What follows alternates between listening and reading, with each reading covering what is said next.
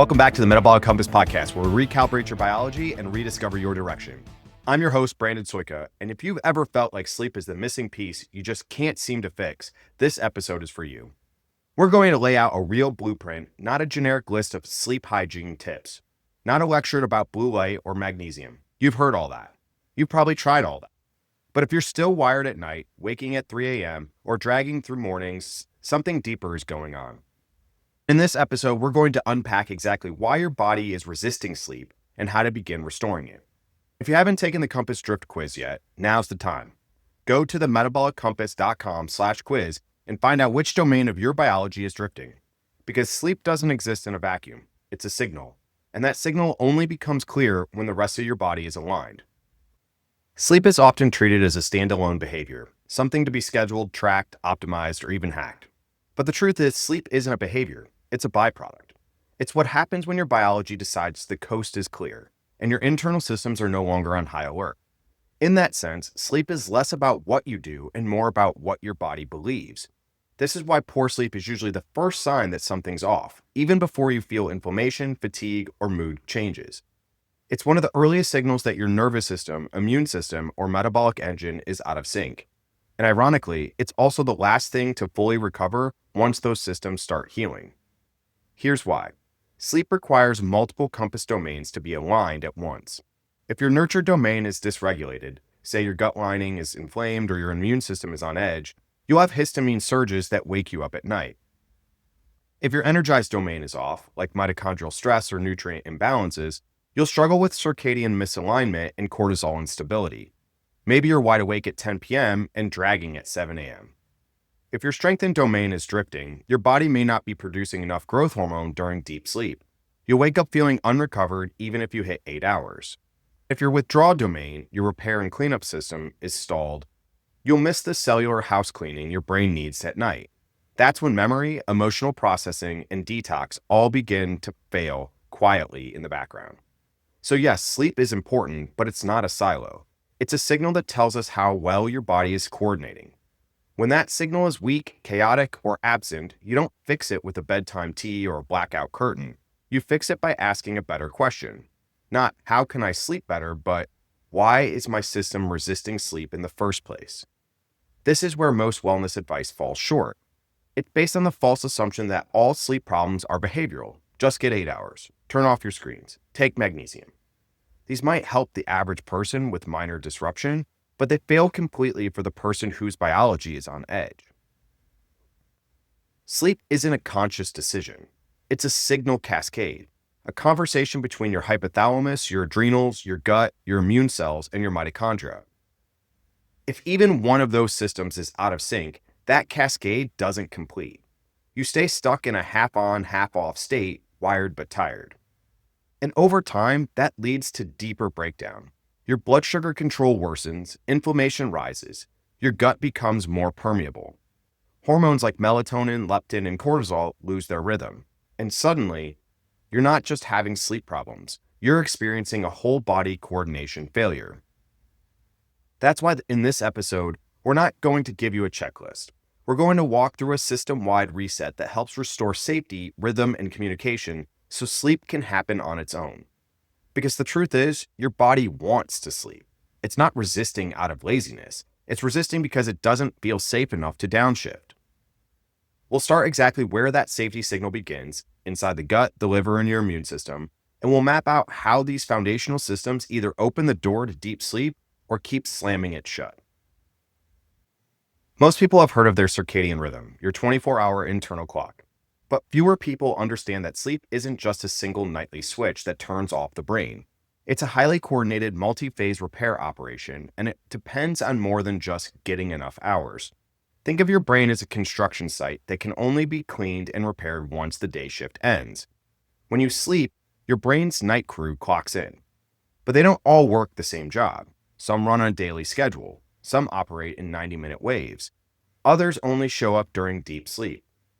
Miss even one shift and the entire operation starts to fall behind. Let's break this down. At the top of the chain is your suprachiasmatic nucleus, or SCN. This is your master biological clock located in the hypothalamus. It's your circadian pacemaker, and it runs the show.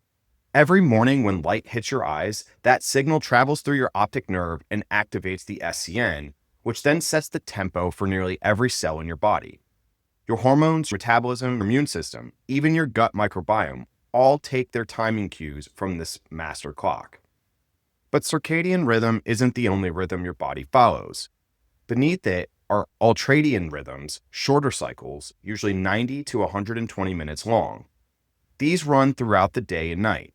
During sleep, ultradian rhythms govern your cycles between deep, non-REM sleep and lighter REM sleep. During the day, they help regulate your focus, energy waves, and rest needs. This is why you can be tired every 90 minutes or so, or why your attention drifts in and out during long tasks. It's not just a lack of willpower, it's biology. The problem is, when you live in a state of stress or biological chaos, these ultradian rhythms become flattened. You no longer experience clean waves of focus and rest. Sleep becomes shallow, recovery becomes inefficient, and your nervous system never gets the full off switch. This is where the glymphatic system comes in, and this part is a game changer. The glymphatic system is your brain's waste clearance system. It works like a deep cleaning crew that power washes your neural pathways while you sleep. It flushes out metabolic byproducts, dead cells, and a sticky protein called beta amyloid that's been linked to Alzheimer's disease. But here's the catch. It activates during deep, non-REM sleep when your brain cells literally shrink to allow more cerebrospinal fluid to wash through. That means if your deep sleep is disrupted, even if you're getting enough total sleep, you're not running your brain's night crew. Over time, that backup leads to fog, irritability, memory lapses, and increased inflammation. This is why the quality of sleep matters more than the quantity. You could get 8 hours, but if it's fragmented, you'll still feel exhausted. On the other hand, 6.5 hours of consolidated rhythm-aligned sleep might leave you refreshed and sharp. So what messes this up? Several things, and they're all signal disruptors. First, light. Bright artificial light at night, especially blue light from screens, tells your SCN that it's still daytime. That delays melatonin, disrupts your cortisol slope, and pushes back your natural sleep onset.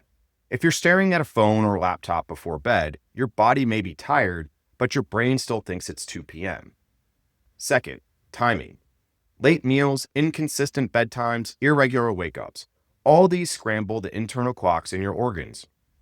Remember, the SCN may be the master clock, but each organ has its own peripheral clock, too. If your liver, gut, or pancreas is on a different schedule than your brain, that desynchrony can make falling asleep or staying asleep much harder. Third, stress. Chronic sympathetic activation keeps adrenaline high and delays the shift into parasympathetic rest mode. It also raises nighttime cortisol, which short-circuits melatonin production.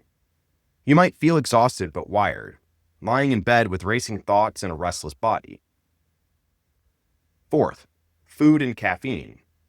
Eating large meals too late or drinking caffeine after 2 p.m. can keep your insulin and adrenaline elevated. That pushes back your circadian rhythm, delays deep sleep, and blunts glymphatic activation. And in those who are more sensitive, especially if they're inflamed or depleted, this effect is magnified. Finally, inflammation itself. Gut permeability, immune activation, histamine surges, and cytokine storms all affect how your brain perceives safety. If your body is inflamed, even subtly, it sends do not rest signals to the brain, disrupting sleep even if you've done everything else right. So if your sleep is broken, it's not just about sleep hygiene. It's about rhythm restoration, both circadian and ultradian, and glymphatic activation. And all three depend on alignment across multiple systems. In the next segment, we'll look at the common, even healthy habits that could be quietly derailing your sleep before you even hit the pillow. You're doing everything right. You've got your blackout curtains, you've been taking magnesium, you even shut off your phone an hour before bed. So why are you still staring at the ceiling? The truth is, some of the biggest sleep disruptors don't look like problems on the surface. In fact, many of them are things you've probably been told are healthy. But when the system is dysregulated, when your nervous system is wired, your glymphatic system is stalled, and your hormones are out of sync, Those same habits can become the reason your body won't let go. So let's start with blue light. Everyone knows that screen time before bed isn't ideal, but the real issue isn't just phones, it's the ambient light in your environment.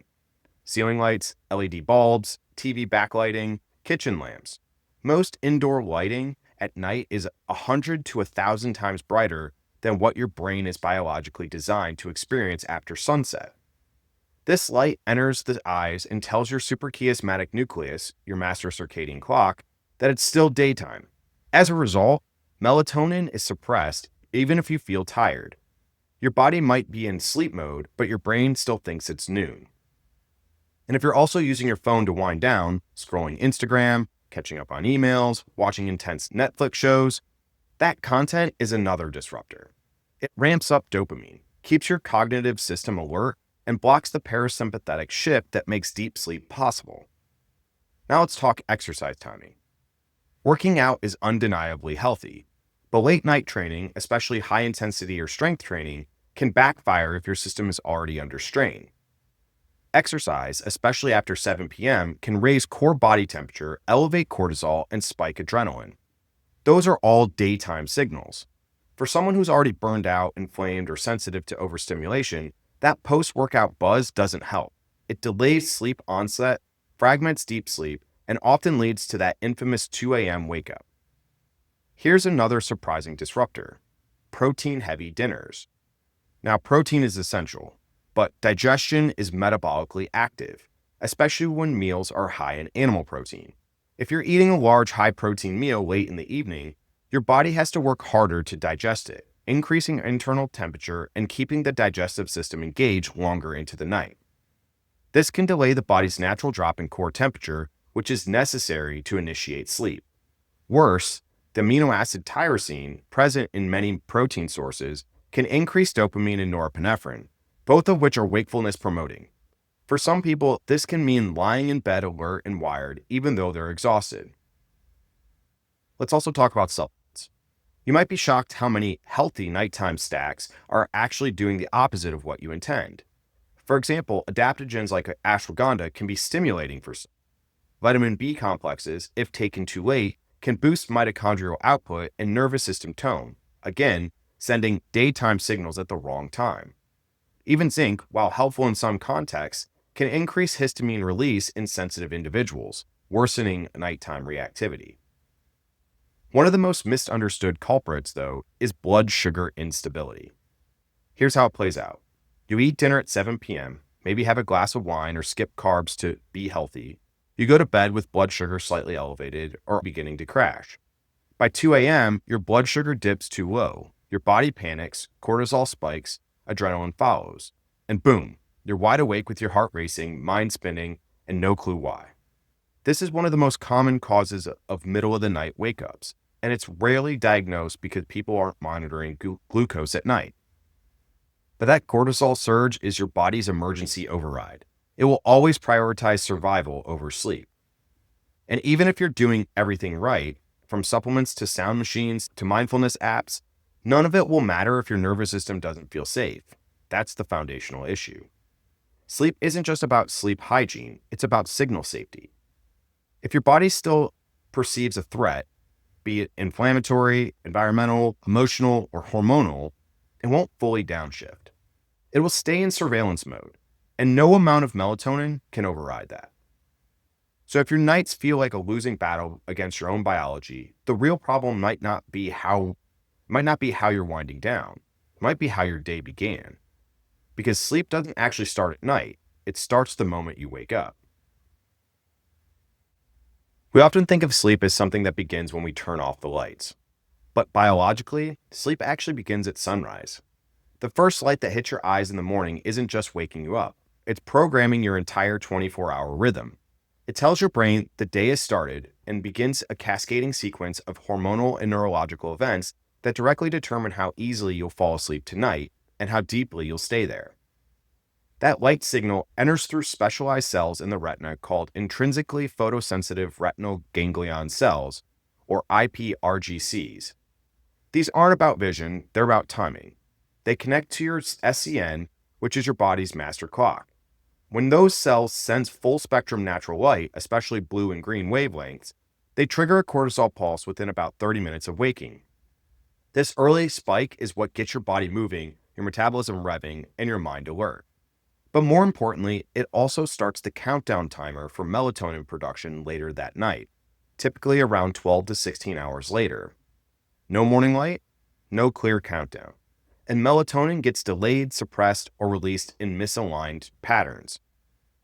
This is why getting outside within 30 to 60 minutes of waking is one of the most powerful, underrated sleep tools available. Just 5 to 10 minutes of outdoor light, even on a cloudy day, is often enough to trigger the SCN and lock in your rhythm. But light isn't the only cue. Your first movement of the day also plays a huge role. Gentle exercise like walking, stretching, or even simple household tasks get your musculoskeletal system, gut motility, and lymphatic drainage online. Movement stimulates clock genes in your peripheral tissue, like your liver, muscles, and digestive system, helping the whole body align around a shared schedule. Then comes the first meal of the day. Meal timing is another powerful circadian anchor. Eating early in the day helps reinforce wake signals and gives your gut-brain access clear direction. Waiting too long to eat or skipping breakfast entirely can confuse your internal clocks and dysregulate glucose and cortisol patterns later. Now let's talk about caffeine. This might be the most misunderstood part of the sleep conversation. When you wake up, your body begins clearing adenosine, a chemical that builds up while you sleep and makes you feel drowsy. But if you drink coffee immediately upon waking, you're not giving your body a chance to naturally clear that adenosine. You're just blocking its receptors temporarily. That's why the 90 to 120-minute caffeine delay in the morning is so important. By waiting, you let your body reduce adenosine naturally. Then, when you do drink caffeine, it actually enhances alertness rather than masking fatigue. Most importantly, it prevents the afternoon crash that often comes from early morning overuse. Crashes that push people to nap, reach for sugar, or overstimulate at night, all of which delay sleep onset later. This isn't just about coffee timing. It's about the momentum you build early in the day and how that momentum reduces the strain your system has to endure later. When you stack the right cues early, light, movement, protein, hydration, delayed caffeine, you align your internal rhythms, stabilize your blood sugar, and reduce the downstream need for stimulants, naps, or sleep aids. Speaking of blood sugar, this is another key player. Stable glucose in the morning sets the tone for metabolic balance all day. When your breakfast is rich in protein, healthy fat, and fiber, rather than sugary or ultra-processed, you avoid the spike crash cycle that can lead to evening cortisol surges, nighttime hunger, and poor sleep quality. If your morning starts with a donut and a double espresso, your evening ends with restless legs, a racing mind, and a 3 a.m. blood sugar crash.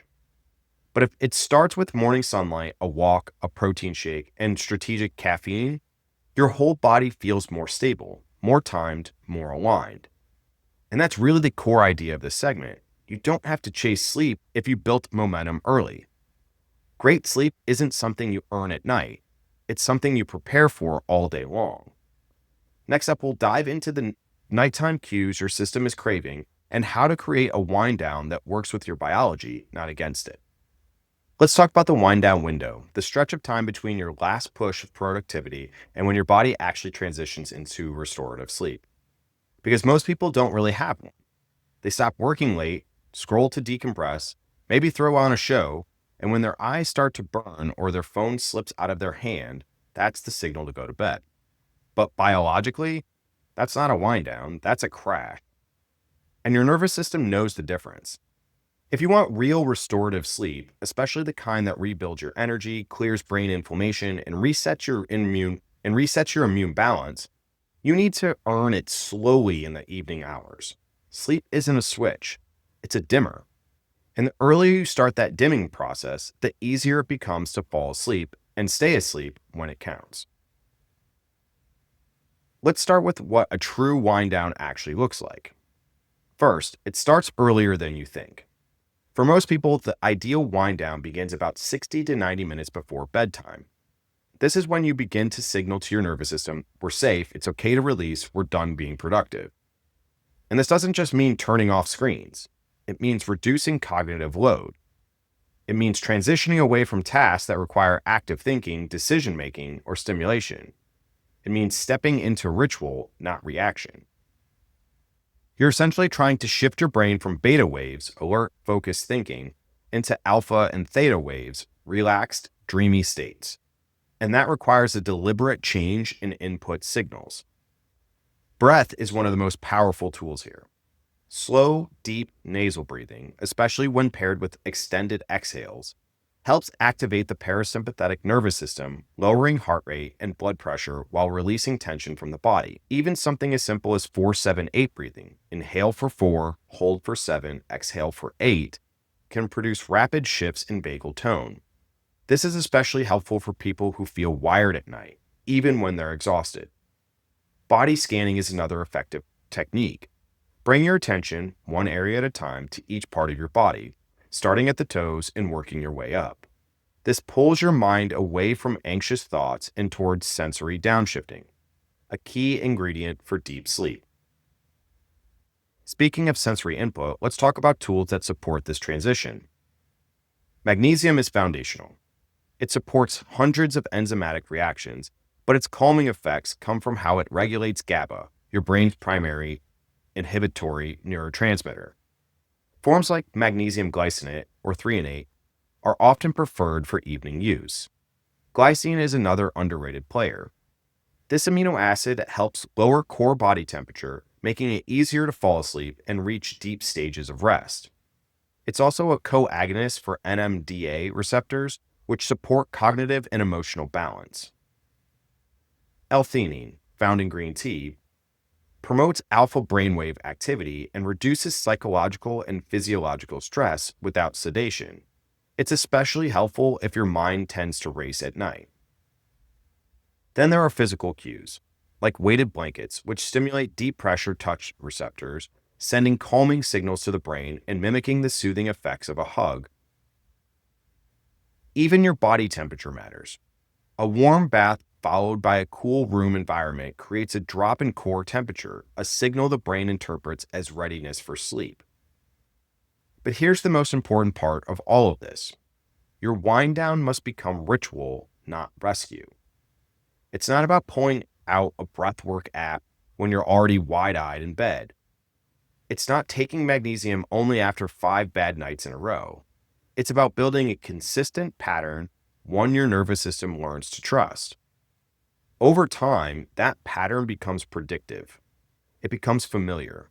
It becomes a biological rhythm that your brain and body sync to. Because that's the goal. Not just more sleep, but sleep that flows from rhythm, not force. And when your wind down becomes a signal, not just a scramble, you create the conditions for your deepest, most restorative sleep. But even with the perfect wind down ritual, every supplement dialed in, every light dimmed, every breath slow and intentional, some nights, sleep still doesn't come. And when that happens, most people panic, spiral, or give up.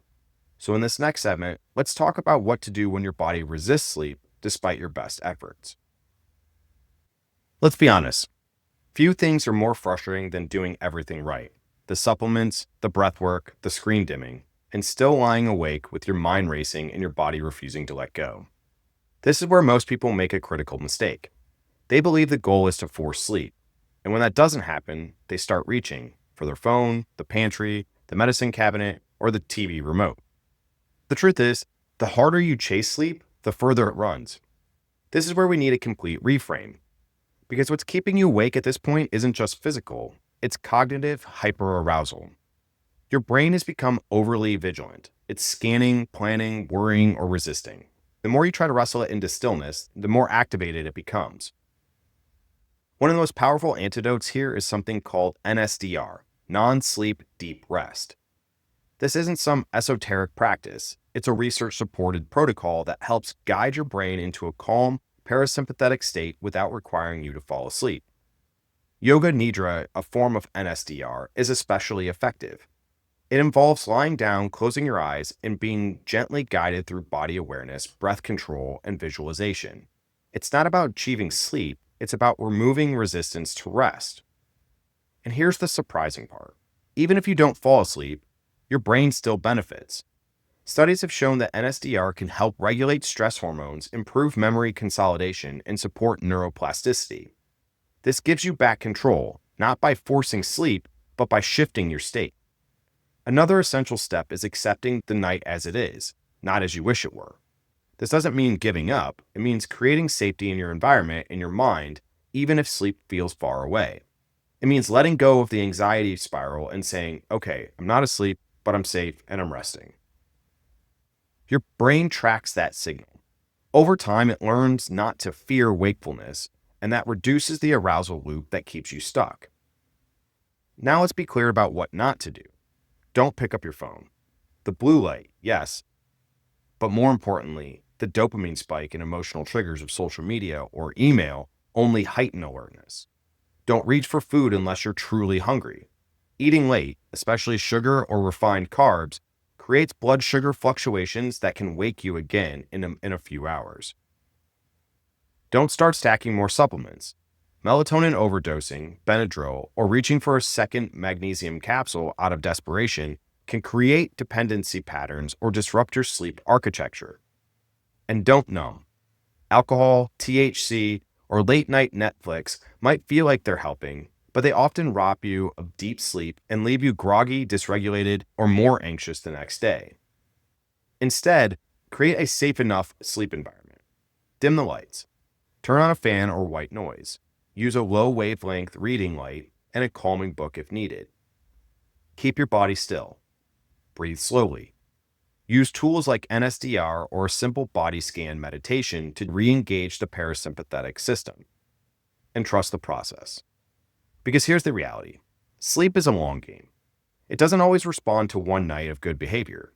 It responds to consistency over time, to a nervous system that learns day by day that it's safe to let go.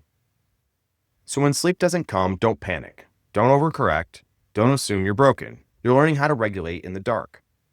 And with every calm breath, every non-reactive night, you're training your brain to stop seeing the night as a threat and start seeing it as recovery. Once you stop chasing sleep and start restoring the conditions that invite it, everything changes. But the real shift happens when you realize sleep isn't just the goal, it's the result. And that's what we'll close with in this final segment. How to reconnect the dots between sleep and your broader metabolic drift, and how to start turning the tide. So let's step back for a moment. If there's one thing you take away from this episode, let it be this. Your sleep problems are not the problem. They're the signal, the output, the smoke from the fire, not the fire itself. Your body doesn't resist sleep out of defiance or dysfunction. It resists sleep because it doesn't feel like it's safe, ready, or stable enough to let go. That's the biological truth. And it's exactly why surface-level sleep hacks fall short. Because unless you address why your body is in a heightened, disrupted state, you're just treating symptoms while the root systems stay dysregulated. That's where the metabolic compass comes in. Sleep isn't its own category in the compass model. It's not one of the four directions. Why? Because sleep is the outcome of coordinated systems, specifically the nurture and withdraw domains. When you drift in either one, when your gut, immune system, nervous system, or cellular cleanup processes start faltering, sleep is one of the first things to break. So if your sleep is suffering, it's time to ask, where am I drifting? And that's exactly what the Drift Quiz helps you answer. This quiz doesn't just look at your symptoms in isolation. It maps your biology across all four compass domains, nurture, energize, strengthen, and withdraw, to show you where your system is out of alignment. It's not a diagnosis. It's a GPS reading, a directional signal. And here's the key. Once you know your drift domain, your next 2 weeks become clear. You don't need 100 new habits. You need the right starting point, one that matches where your body is right now. So if you haven't taken the quiz yet, do that today. It takes just a few minutes. Head to themetaboliccompass.com/quiz to find out where you're drifting and how your sleep ties into the bigger picture. And if you've already taken the quiz and started the 2-week reset, that's just the beginning. Because we're about to launch something bigger. Full 10-week compass resets, one for each domain. These go deeper. They walk you step by step through the entire recalibration process. Not just a band-aid, not just hacks, but a complete transformation in how your biology responds to life. These are coming soon, and subscribers will get early access. So make sure you're on the email list. You'll be the first to know when the 10-week programs drop. And next week, we're diving into an episode that ties directly into the conversation. Episode 31, Rewiring a Burned Out Nervous System, What Actually Works. If you've been feeling emotionally exhausted, overstimulated, or stuck in survival mode, this episode will help you understand why your nervous system short circuits and how to restore your baseline. We'll go beyond stress management and talk about the real rewiring process, supported by science and designed for real life. Until then, remember this. You're not failing at sleep. Your body is asking for something deeper. And when you learn to listen to the drift, you'll start to reset everything one directional shift at a time. You've been listening to the Metabolic Compass podcast, where we bridge cutting-edge science with real-life application to help you reclaim your health one directional shift at a time. To learn more, visit us at www.themetaboliccompass.com or follow us on Instagram and TikTok at The Metabolic Compass. And if you haven't already, leave a review. It helps others find their way back to alignment too. Recalibrate your biology, rediscover your direction.